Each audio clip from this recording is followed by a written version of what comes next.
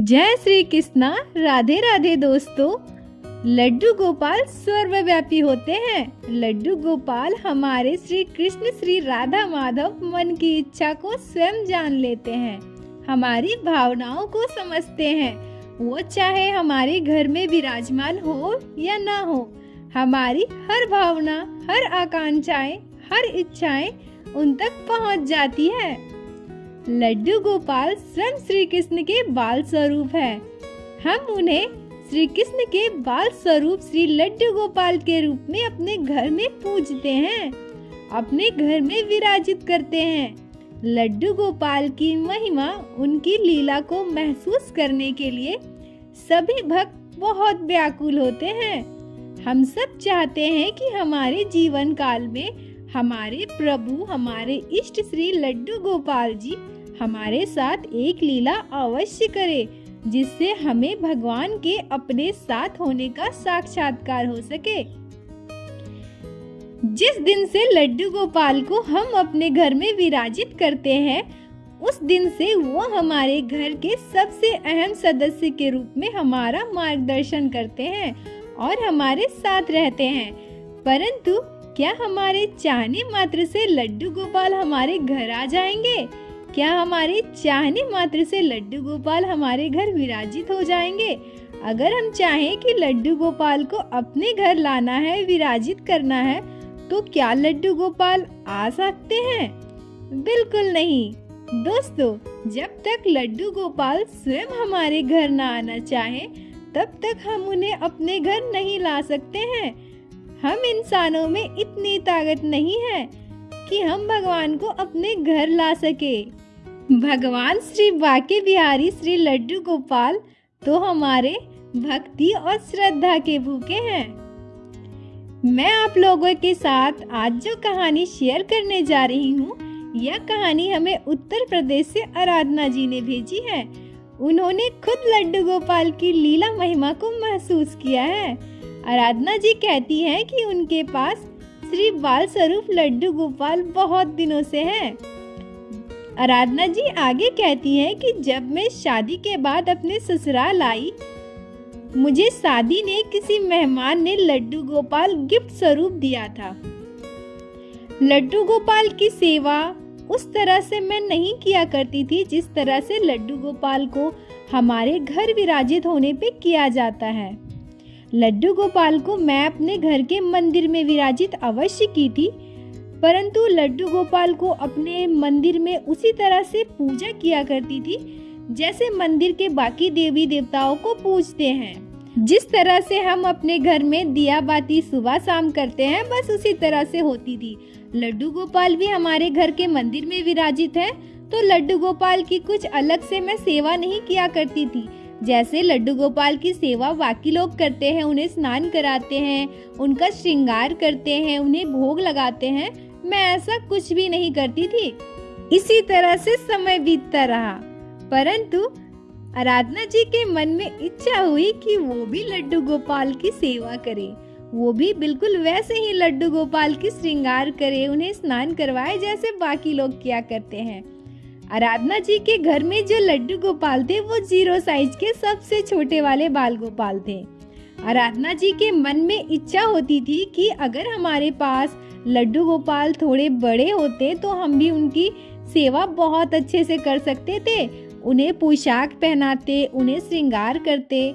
हमें किसी ने गिफ्ट भी दिया तो बहुत ही छोटे से बाल गोपाल, इन्हें पोशाक पहनाने में, इनकी सेवा करने में बहुत असुविधा होगी।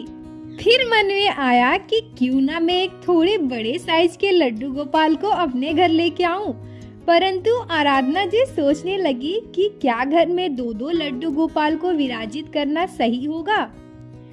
उनके मन में दूसरा ख्याल यह भी आया कि अगर मैं लड्डू गोपाल को ले आऊं तो क्या यह उचित होगा, जब तक लड्डू गोपाल स्वयं हमारे घर आना ना चाहे।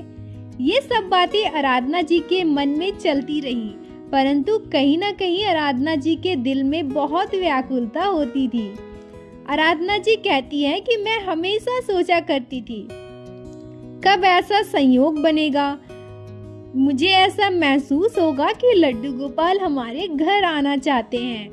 कब वो दिन आएगा जब लड्डू गोपाल हमारे घर पे विराजित होंगे? कब मैं लड्डू गोपाल की सेवा करूंगी?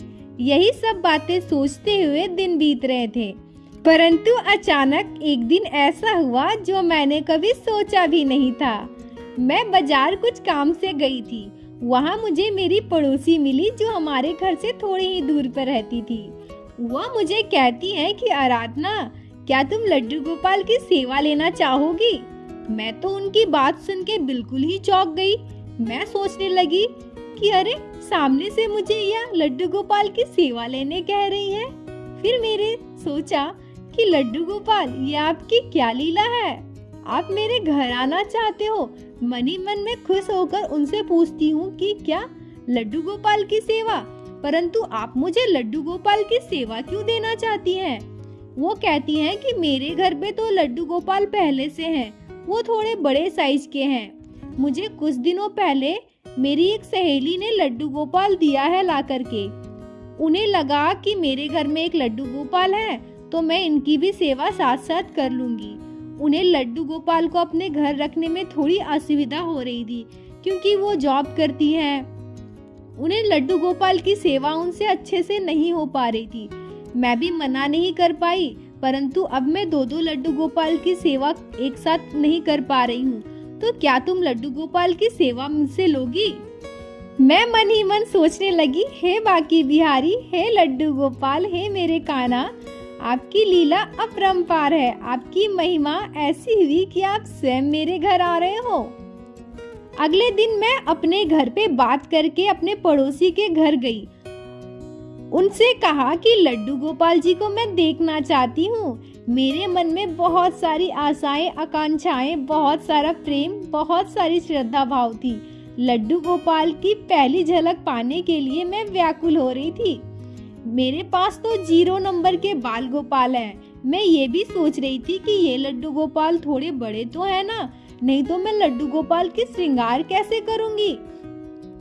मुझे बड़े लड्डू गोपाल चाहिए थे जिनकी सेवा मैं अच्छे से कर सकूं, जिनकी श्रृंगार मैं बहुत ही प्यार से कर सकूं।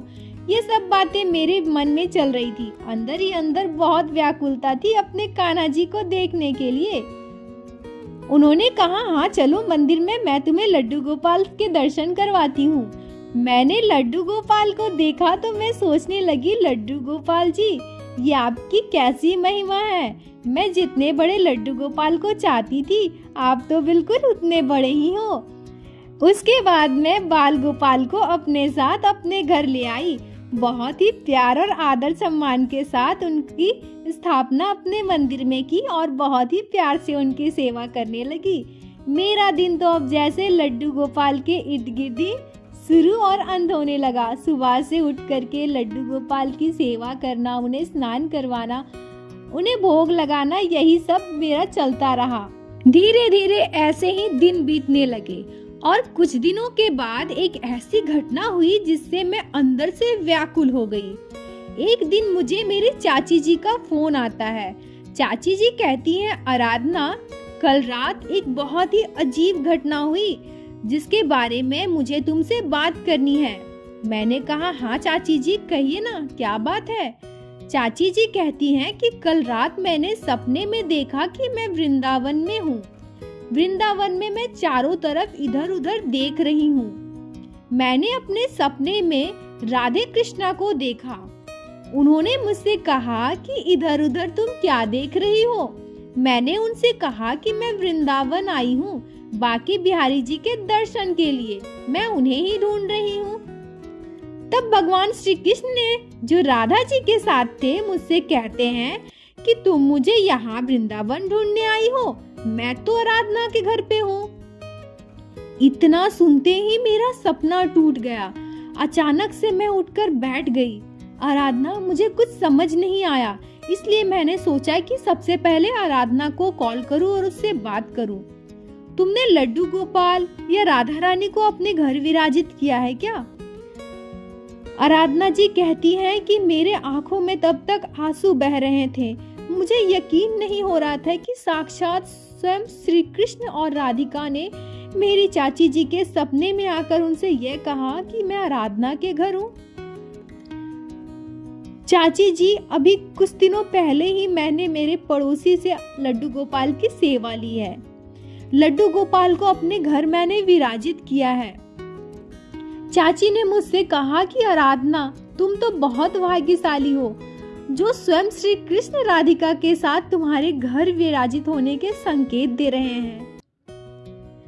अपनी आंखों में आंसू लिए हुए मैं सोच रही थी कि हे कृष्ण, हे प्रभु, हे बांके बिहारी श्री लड्डू गोपाल, आपकी लीला अपरंपार है।